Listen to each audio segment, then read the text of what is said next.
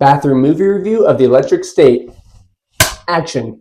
About a week ago, I watched The Electric State, directed by the Russo Brothers. This is number 13 for the rankings for the most expensive film ever made. That is right behind Infinity War, which had a $325 million budget, whereas Electric State had a $320 million budget. The Russos do like their big budgets. This movie stars a very strong cast with Millie Bobby Brown, Chris Pratt, Stanley Tucci, Giancarlo Esposito, and Ke Huy Quan. You know, the little kid from Indiana Jones. He's been in a lot of other things. That's just what I think of. Get over it. For such a popular cast and such a big budget, there's no way this film would fail to capture the love of audiences around the world. And we have all seen how all movies with big budgets and a big cast never fail. Guys, it failed. No! But perhaps the Russo brothers can avenge this stain on their career. Get it? Because another movie they did one time. I was pretty excited to watch this film when it came out on Netflix. I love robots. All hail Megatron. And I enjoy good CGI when it's a fun sci-fi based story. And based on the trailer, I thought this movie would have it all. And the Russos were doing it. This movie is set in the 1990s, and trust me, there are a lot of scenes to prove that they want you to know you're in the 1990s. We even get Bill Clinton in there. He was the dude that was the president, you know, that liked to share the love. We see that the world is dealing with the aftermath of a war between robots and humans. We meet the main character, Michelle, who's played by Millie Bobby Brown from Stranger Things. And it's mainly about her going on an adventure to find her long-lost, seemingly dead brother, Christopher. She's joined by the fun robot Cosmo, who's always creepily smiling, but apparently has the consciousness of her brother in him. And eventually they team up with Keats, played by Chris Pratt, and Herm, full name Herman, who is Chris Pratt's little sidekick robot buddy, who's personally one of my favorite parts of the film. They team up with them to go find her brother, and then they end up stuck in the exclusion zone after escaping the wrath of Marshall Bradbury, who is played by Giancarlo Esposito. I feel like that guy's in everything now. He's basically a glorified bounty hunter of robots. And this guy really hates robots. So they're in the exclusion zone. They end up teaming up with Mr. Peanut, played by Woody Harrelson, who used to be the leader of the robot resistance, and some of his other robo followers. They end up finding Ke Huy Quan, I got it, who confesses to Michelle that her brother Christopher never died, but he was working for Center, the big bad organization of the movie, which is led by the main villain of the story, Ethan Skate.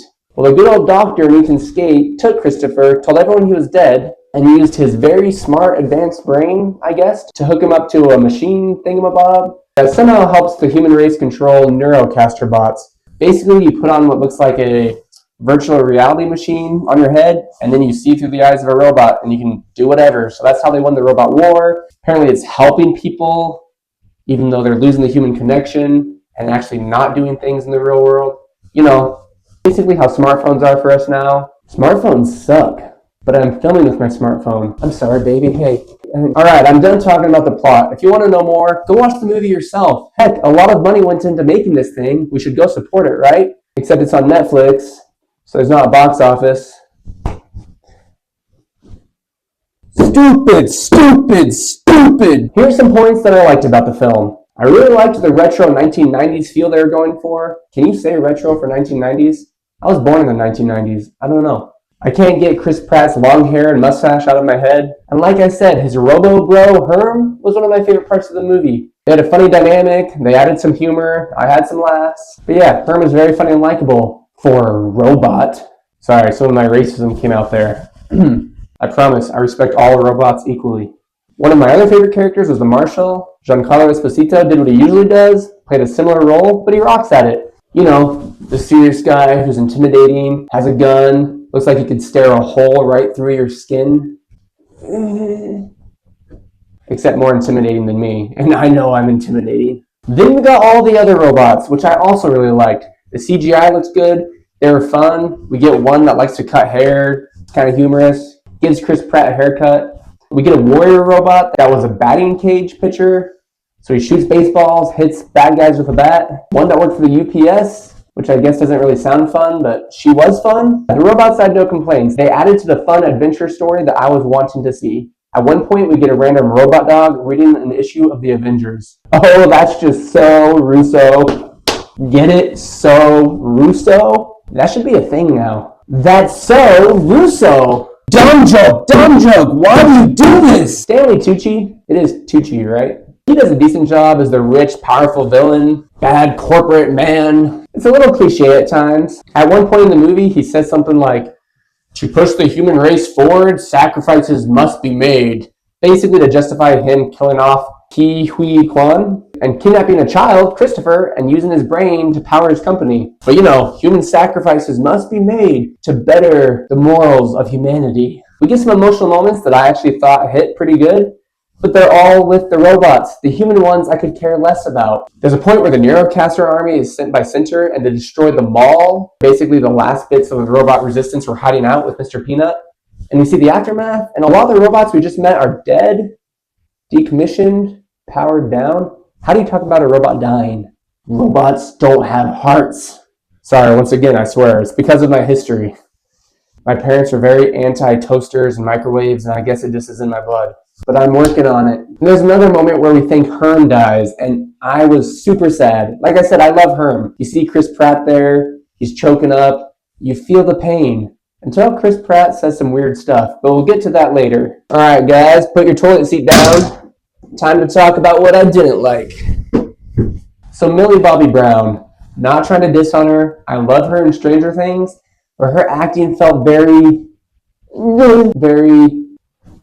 not acting-ish. She just didn't perform well. I feel like a lot of her lines were very forced. And maybe the reason she's so good in Stranger Things is she doesn't have a lot of lines. She plays an awkward, serious girl. Or maybe she's a great actress and this just wasn't her movie. I haven't seen her in much else, so I don't know. And then we keep seeing these flashbacks with her and her brother Christopher. To set it out for you, it's been like 3 or 4 years since the war ended, and these flashbacks are before or during the war. So they could be even 5 years ago. And they literally look the same, if not older, as they do in present day. Which I get. I'm digging a little deep here, complaining. I just thought it was kind of weird. And the relationship with her brother was kind of awkward and weird too. They want to build up this loving connection between them so you feel your heartstrings being pulled later in the movie, which I'll get to in a moment. Didn't really work for me. The first scene where you learn how smart her brother is and that he passed this crazy test, he looks 16 and she looks like she's 18 or 19. But apparently she's still a minor in present day, so that puts her at 13 years old? Okay, I mean, I get it, $320 million budget, you got other things to focus on. And then there's the emotional parts with the humans that they really want you to feel, and I really didn't feel them. Like Ke Huy Quan's character. I think that's the best I've said it. He has a moment though where he does kind of a heroic sacrifice, but it just falls flat, and I'm like, oh, sorry dude, that was sad, I guess. And then the main climax of the movie, Michelle finds Christopher, and she believed he was dead for years, and we finally had this moment of reunion, and he asks her to unplug him, basically to kill him, to take down Center, and basically help the world. Michelle's like, no, I can't. Christopher, we have such an awkward bond. And he's like, I know, but do it anyways. And then we have this emotional moment where she unplugs him, his virtual self lies down and smiles, and he dies. And this scene was supposed to be so sad, and I can see why it's so sad, but I felt nothing. Am I heartless? Oh my gosh. Am I a robot? I don't know who I am. Then the main theme of the movie, or at least what they were trying to go for with this whole technology dehumanizes us. People don't want to live in the real world. We're losing the social connection. We're losing the very thing that makes us human. Which I agree, by the way. I think smartphones have tarnished the human connection a ton. Once again, I don't mean you, okay? Hey, you keep filming. You're doing good. But you see some seemingly druggy type people with their Center devices on, just lying there drooling on the ground. You see Michelle's caretaker at the beginning, imagining he's on a beach somewhere as he's just sitting all sloppy on his couch. So they hit it a little bit. But then at the end, after Michelle offs her brother, she gives a speech about, guys, put down the technology. Come on, we gotta live again. We've gotta be there for each other. And I mean, trust me, Michelle, I don't disagree. I just think the message was pretty weak. So good message, but poorly executed. Is that the word for dead robots? After the robots were executed? So my last few nitpicky moments, these ones aren't even really legitimate critiques. Just kind of stuff I thought was weird. Weird. See why Rachel likes saying it like that? Weird. But one moment is when Herm is dying, and he's about to power down, which you think is for good. By the way, it's not. he lives. And Chris Pratt says, I love you. I think I love you as more than a friend, or something like that. And it doesn't sound like he's meaning as a brother. It sounds like he's meaning something more. And dude, the guy's a robot. I'm really working on it, guys, okay? It takes time to change. But yeah, weird. And then there's a scene where Mr. Peanut is at the mall and he's telling the main crew, guys, don't go outside after dark. You can leave tomorrow, but there's these scrappy robots out there and they will kill you. They'll kill you. Fast forward 5 minutes and Mr. Peanut is literally leading them outside with 3 other robots to help protect them. And then they almost die by scrappy robots. I don't know. Kind of made me lose respect for the wisdom of Mr. Peanut. Anyways, I guess the last highlight was the finale battle. You get the robots and they're fighting the Neurocaster robots that the humans are controlling.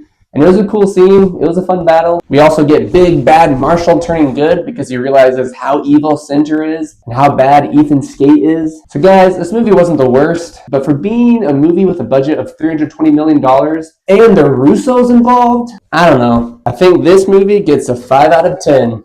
I'm not going to flush it, but I'm definitely tempted to. And who knows, maybe the Russos can avenge themselves when they make the new Avengers movie. Get it? Because avenge and that one movie they are going to make.